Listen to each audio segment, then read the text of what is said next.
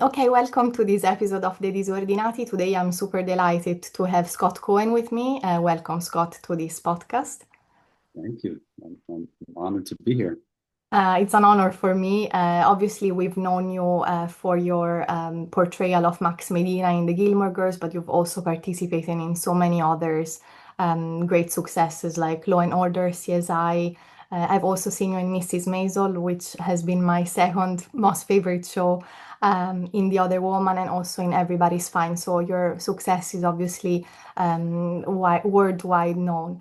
Um, in this podcast, we like also to look at, a connection with the past. So I was wondering if you can share with us, when did you first understand that you wanted to be an actor, and what in particular of this art fascinated you? I started actually not as an actor, but as a clown. So I first studied clowning, and that's what interested me in performance. And I worked in circuses early on, and so that's kind of where I started. And then um, I found myself in a theater program in a college, and then decided that kind of drama and the expression of dramatic art is really what fascinated me, what it could do, the impact that it could have, and so that's really kind of what started me, and then it just kind of went from there. Yeah. How beautiful, how a little thing, or a good encounter can change our life, or Yeah. a moment of inspiration while being a clown, which I think is so fascinating. And then when success arrived with the Gilmore Girls, I imagine that your life, changed. And I was wondering what changed, or rather, what was your mental process to understanding fame and also at the same time staying yourself? I think that that's a good question. I'm not sure if I ever learned. I think that really when I first started, my goal was never to be famous or to I mean, obviously I don't even know if my goal was to make money, but I never had a goal of becoming famous. Like I never had a goal of being of having any notoriety. Um, Really, my goals were always to do good work and to enjoy the work itself, and to do plays and movies and TV and everything like that. And so when that happened, um, I think by the time that happened in a way that was uh, so intense, Mm. um, I had a real ground. Like I had a very clear sense of who I was, and so it never really affected me in any way other than um, uh, giving me opportunity. Mm. And so it never, and I also feel like that to me it has always been very important to, and this is how I feel about Gilmore Girls and anything else that I've done. The impact that I may have on any given individual or across the world, that's the most important thing to me. Like I think that having doing something that affects somebody in a way, um, it is what I think is what acting is all about. It's like, I mean, if I have some kind of impact on people, then I've done my job. Yeah. Yeah, that's beautifully said. And I always think that, they say you're able to make others happy only when you're happy. So if you're happy doing something, then persist and do that even more.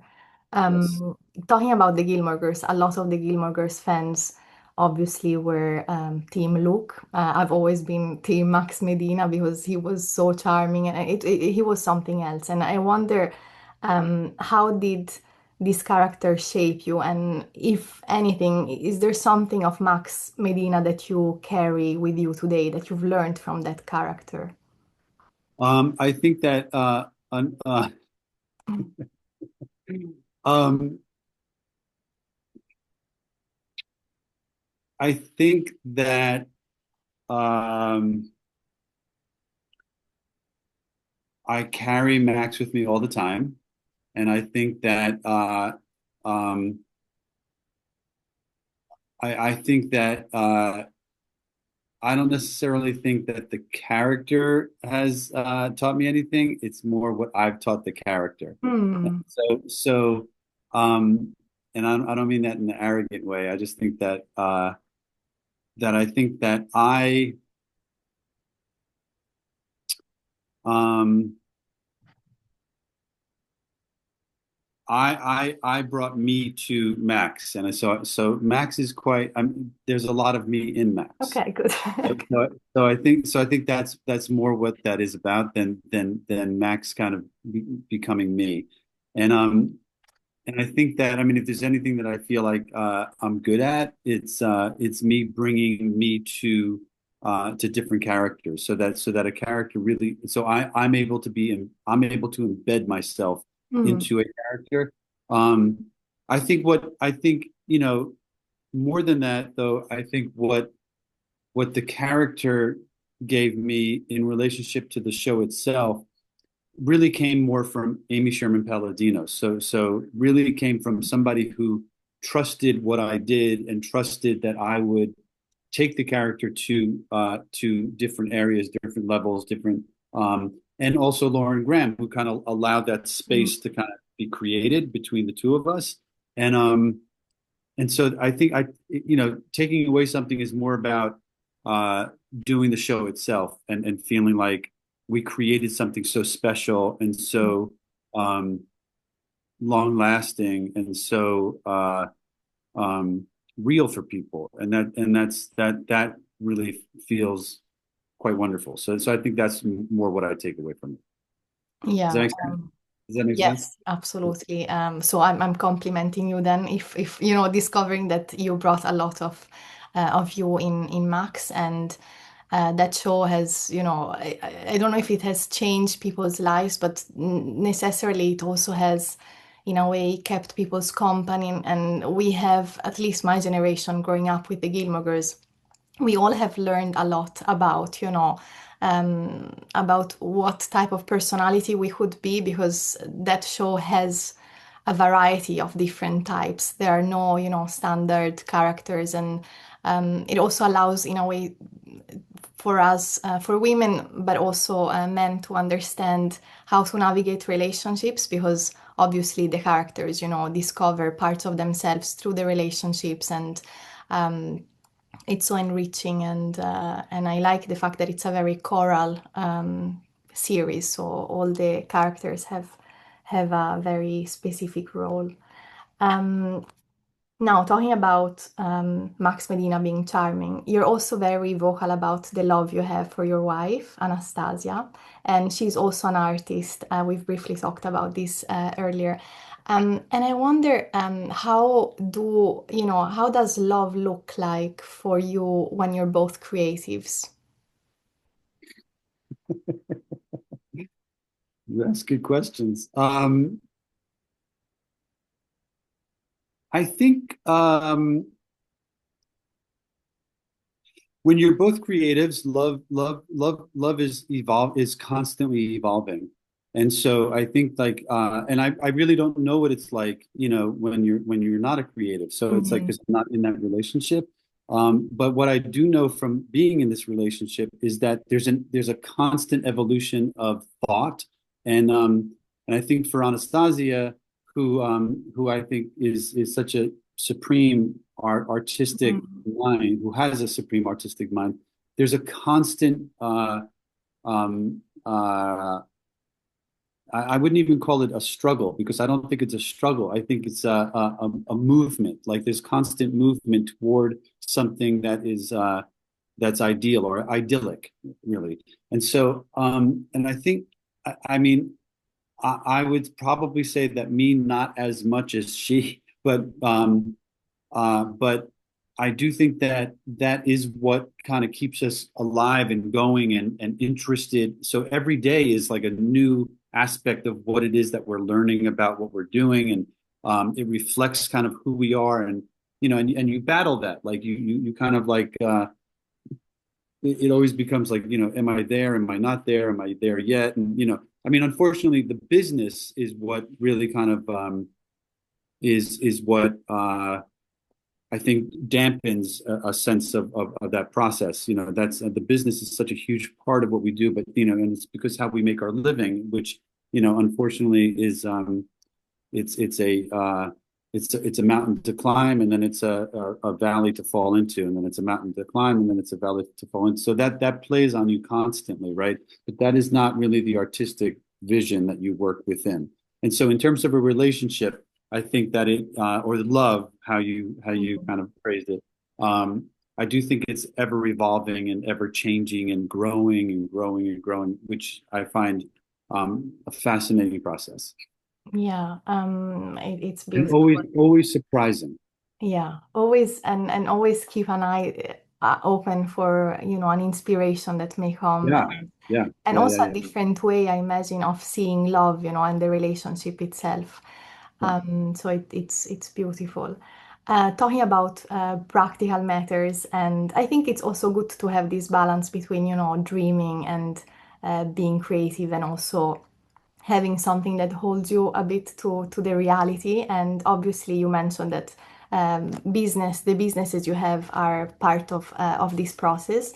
And you now run a coaching school. You guide actors, models, presenters, and I wonder what led you to it, and also what meaning this holds for you when you do it. Sure. I think um,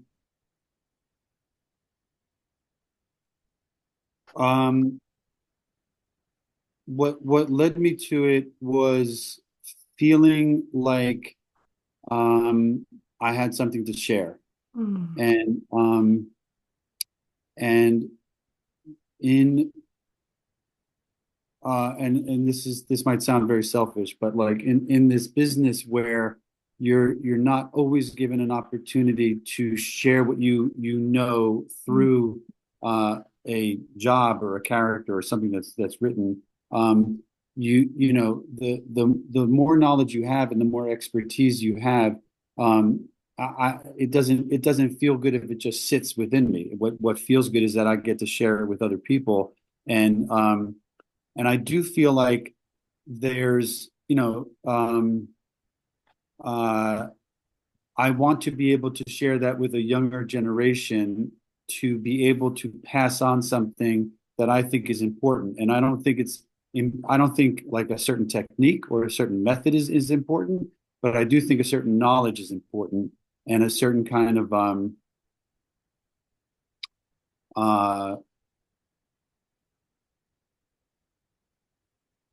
a kind of safety box of information that people might be able to use in order to find the inspiration that I once had.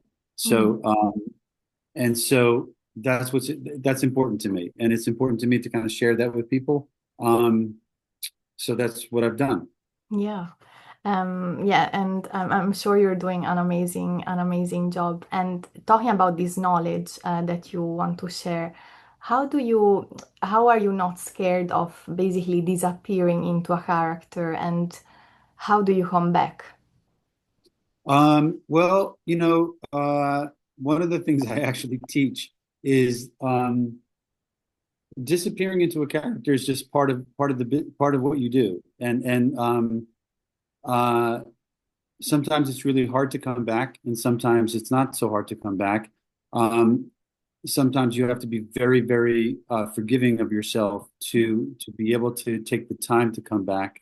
But the reality is that you dive deep, and not every character demands that, right? But just the experience of itself, right? If you go and do a movie for a month or however, even if you go for a week, it's such an intimate process that when you return, you're kind of lost for a bit, and so uh, if you're doing your job correctly, I think it's hard to come back. And so but you need to really kind of forgive yourself in relationship to, or not forgive yourself, but have a concept of time in order to give yourself space in order to come back.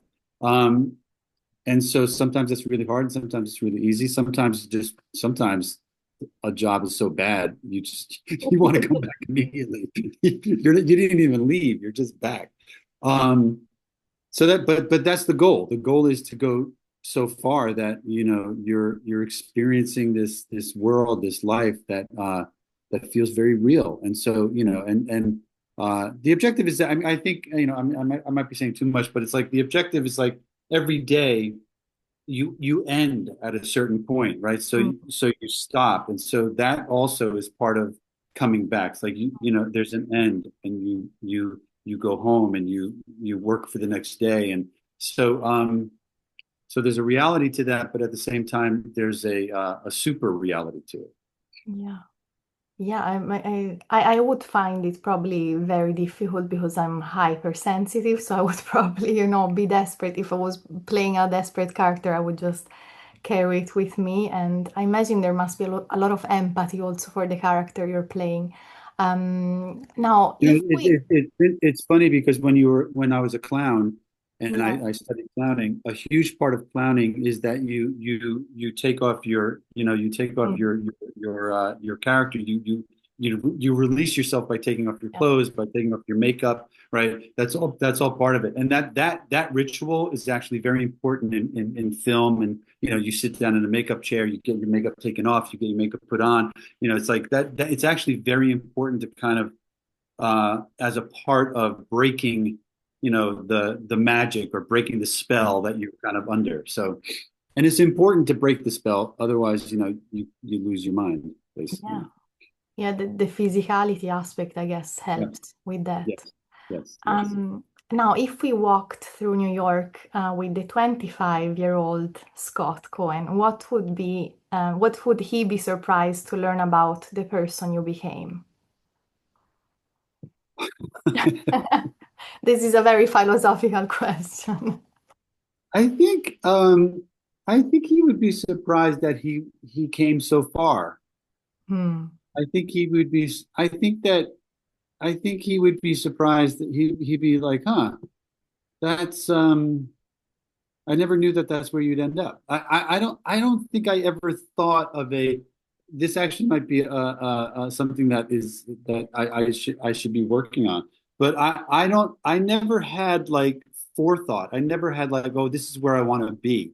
Um, I just kind of fell into things, and things kind of were created around me and through Mm, me, and uh, um, with me and for me and all that kind of stuff. But I never, I don't think I spent an enormous amount of time thinking what's in store. And maybe I wish I did, but I think that a 25-year-old Scott would have said, or would be saying, "Wow, you really have come so far, and you really have." You've actually done what you set out to do, which was work and um,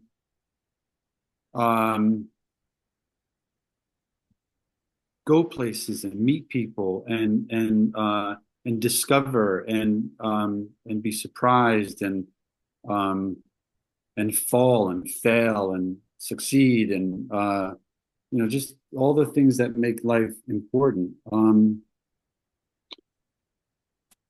Yeah, I think that's such a good question. I mm. should I should think about that a little bit more. Yeah. I always think that in a way we are a bit the children that we once were, right? I always, me and my now husband, we always ask each other, do you think we would have been friends if, we met in kindergarten or um, at elementary school? And I think there is always a bit of something that we are destined to do in the future in that child. Now, at this stage of your life, and this is the final question, what matters to you? Obviously, more than success. What is it that matters to you?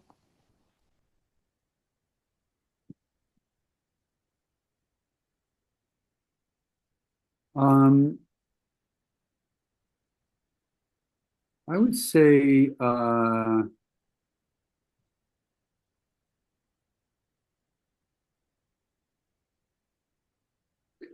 I would say what matters to me is to somehow combine a peaceful existence with an enormous amount of fire. I don't feel done. I feel very I don't feel done at all. And so I feel like um, I want to create until the day I go. But at the same time, I I I, I want to be settled in that, not anxiety burdened by it. I want to be happy as I'm doing it. Um, so much less because this business does create an enormous amount of anxiety. Much less about that and much more about peacefulness, but at the same time, not to lose a certain fire that. And I think that's a very difficult Mm. balance to keep. Uh, and I think that that's something that I struggle with is the idea of what is that fire and how does it manifest and how does it affect other people? Yeah. Thank you so much for your time today. It's been a pleasure to learn from you. I really love this conversation. Thank you so much, Scott. You're welcome so much. You ask wonderful, wonderful questions. Thank you.